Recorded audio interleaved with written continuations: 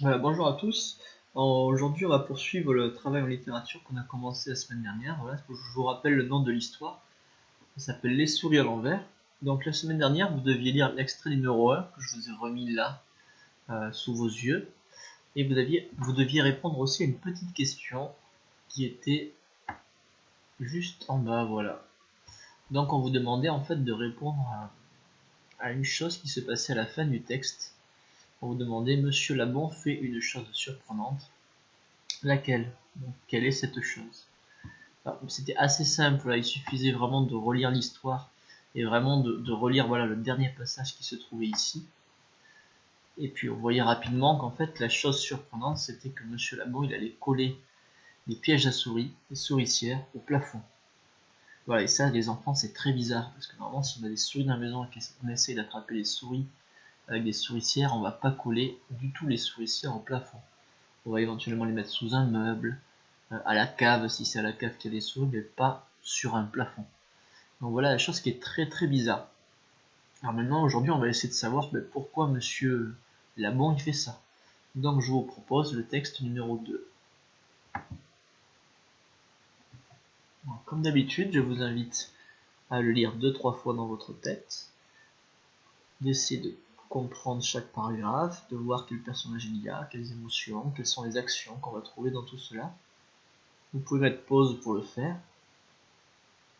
Et ensuite, je vous propose de vous le lire à voix haute. Extrait numéro 2.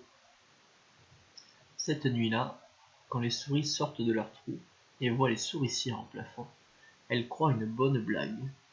Elles se promènent sur le plancher, se poussent du coude et pointent le plafond de leurs pattes avant en se tordant de rire. C'est assez rigolo des souricières au plafond. Quand Monsieur Labon descend le lendemain, il constate qu'aucune souris n'est prise au piège. Il sourit en silence. Il saisit alors une chaise, verse de la colle sous les pieds et la colle à l'envers au plafond, près des souricières. Il fait la même chose avec la table, le téléviseur et la lampe. Finalement, il prend tout sur le plancher et le colle au plafond.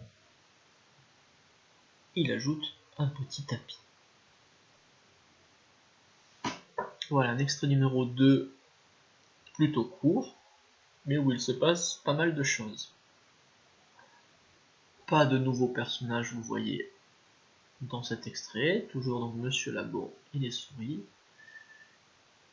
Mais on voit qu'on a changé de journée. Dès les 3 premiers mots cette nuit-là, arrivée des souris.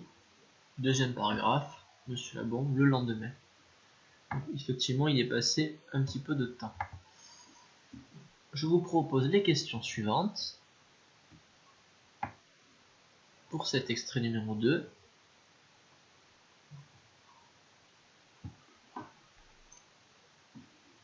Vous pouvez y répondre sur un papier, vous pouvez m'envoyer les réponses par mail, vous pouvez même effectivement mettre un commentaire dans la vidéo en fait en bas, je regarderai aussi les commentaires pour y répondre.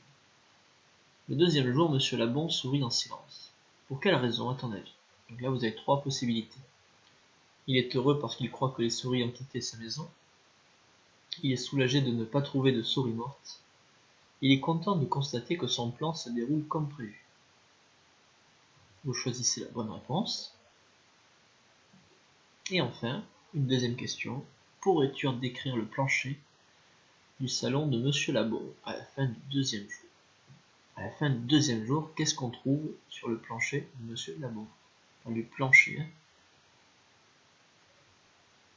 Voilà les enfants, la semaine prochaine, je vous proposerai l'extrait numéro 3. N'hésitez pas à tout relire depuis le début pour bien comprendre l'histoire. Au revoir.